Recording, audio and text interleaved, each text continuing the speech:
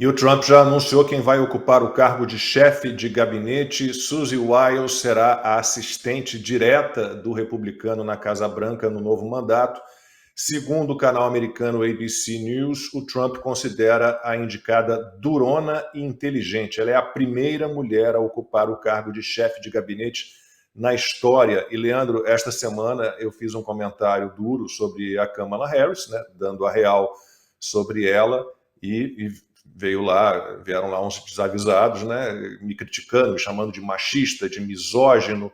Mas é engraçado, né? Se eu tivesse criticado a Suzy Wiles, se eu tivesse criticado a Margaret Thatcher, ou para pegar um exemplo aqui bobo aqui do Brasil, por exemplo, Jojo Todinho, aí eu poderia ter descido a lenha, que não seria machista nem misógino. E como a Ana disse, Ruxa, eu fiz até uma coluna para a Gazeta do Povo, que saiu hoje, foi publicada hoje, com uma lista de pessoas e narrativas derrotadas pelo Trump, né? E essa lista é enorme, Leandro. O Mark Cuban, né, um outro empresário famoso aqui nos Estados Unidos, chegou ao ponto de dizer que não existiam mulheres inteligentes e fortes perto de Donald Trump.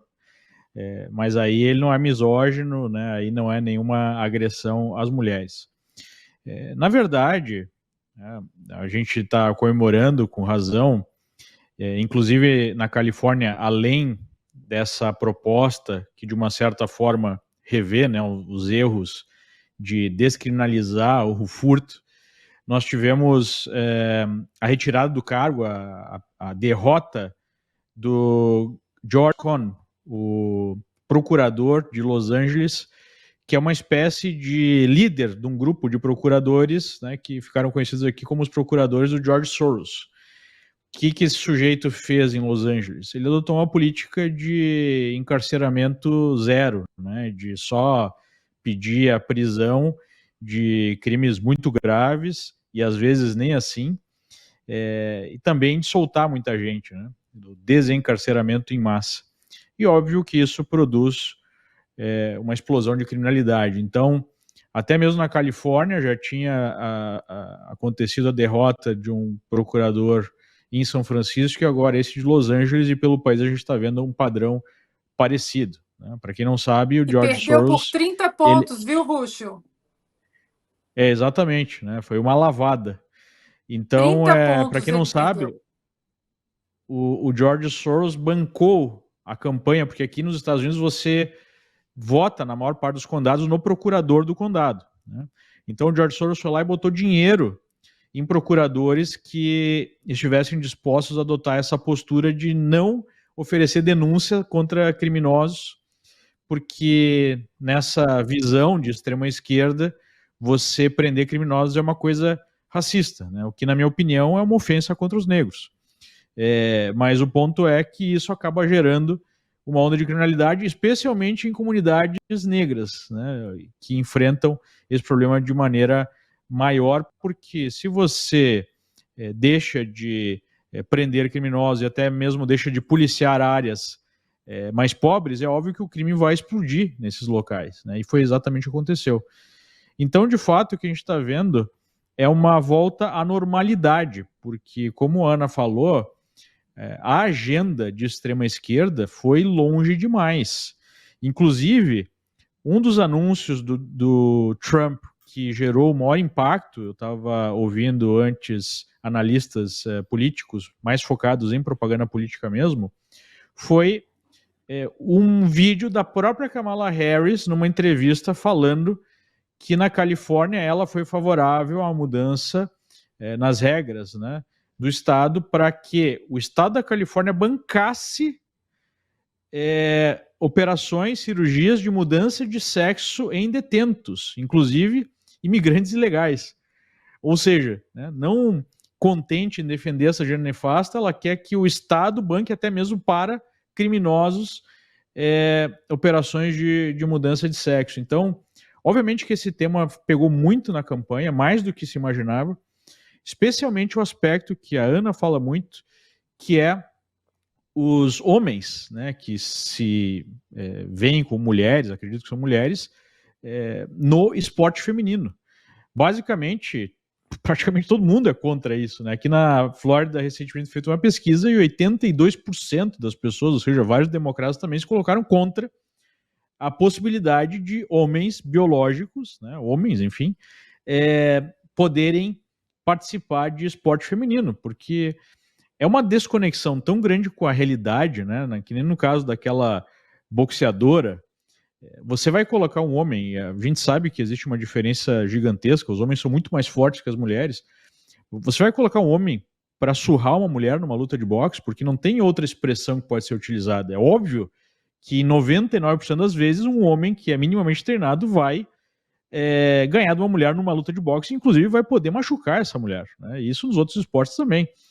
Então, o que a gente está vendo foi uma tentativa dos democratas de fazer um teste, né? Vamos avançar com a agenda. Primeiro eles testaram um sujeito em claro estado de debilidade, né, com o Biden, e passou. A gente fica questionando esses resultados em comparação a 2020, né? Os democratas fizeram mais ou menos 10 milhões a menos de votos. Onde é que estão esses 10 milhões de eleitores? E aí resolveram dar um passo além. Vamos colocar uma nulidade completa como candidata, né? Uma pessoa que é um pastel de vento, que não pode apresentar uma única realização na sua vida, que não ganhou nenhum voto na primária, que até mesmo dentro do Partido Democrata era vista com ressalvas, que sempre teve uma presença sofrível em entrevistas, em comunicados. Onde foi aplicada a Kamala Harris foi um desastre completo. Ela foi eleita, né, pelo Biden, foi escolhida pelo Biden para ser a pessoa que resolveria o problema na fronteira, né, da imigração ilegal. A gente teve a maior onda de imigração ilegal da história dos Estados Unidos, by far. Ela foi eleita inicialmente, pouca gente se lembra disso, para representar os Estados Unidos nas negociações lá com a Ucrânia para evitar a guerra. A gente sabe como isso acabou.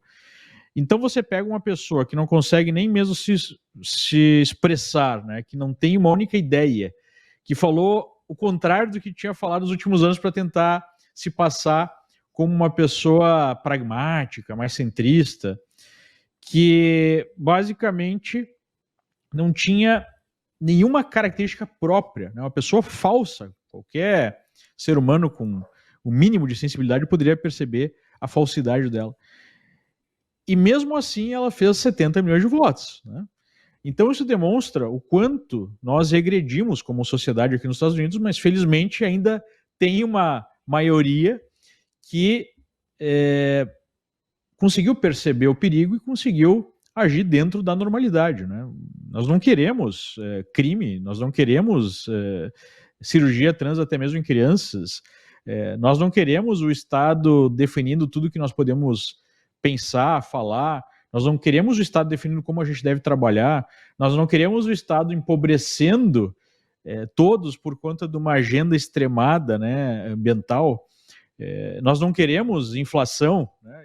Lembrando que o plano da Kamala Harris para combater a inflação era basicamente tabelamento de preço, porque ela falou que a inflação era culpa aí da ganância, né, das grandes corporações. Sem lembrar que o governo Biden expandiu, como jamais visto, o orçamento do Estado. E esse é o motivador da inflação. Então, o que nós vimos foi a normalidade, o bom senso se impondo, né? Os americanos colocando a mão na consciência e votando em alguém que fez um primeiro mandato excepcional e que foi muito diferente do que haviam colocado. E não contentes, eles resolveram dobrar a aposta, chamando o Trump de nazista, né? E aí o próprio Elon Musk perguntou, poxa, por que ele não foi então nazista no primeiro mandato? Por que ele seria nazista no segundo mandato? Enfim, eu creio que a gente tem uma janela de oportunidade para que o mundo volte à normalidade. Inclusive, teve um escritor de esquerda, né, falando que ele considera essa eleição do Trump o fim do movimento woke, né, a pedra no caixão do movimento woke. Assim esperamos, né? E aí dá para botar também nessa lista, talvez também seja aí, né, a primeira cavada ali na cova desse ecoterrorismo, Dá para a gente falar de vários derrotados aí, narrativas, ideias fajutas, pessoas derrotadas, partidos derrotados.